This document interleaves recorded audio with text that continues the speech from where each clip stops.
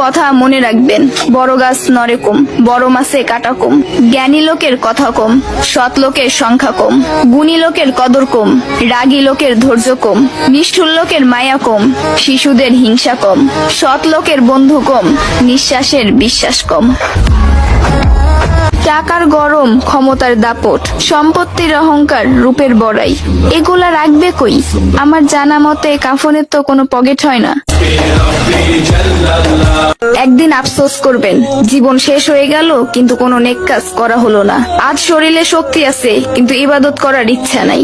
এমন একদিন আসবে সামনে, ইবাদত করার ইচ্ছা হবে কিন্তু শরীরে কোনো শক্তি থাকবে না, একটা সেজদা দেওয়ার ক্ষমতা থাকবে না। এখনো সময় আছে, তওবা করে ফিরে আসুন।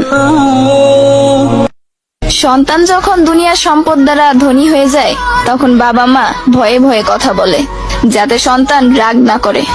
আর সন্তান যখন ইমানের দৌলতের দ্বারা ধনী হয়ে যায়, তখন সন্তান ভয়ে ভয়ে কথা বলে যেন বাবা মা রাগ না করে।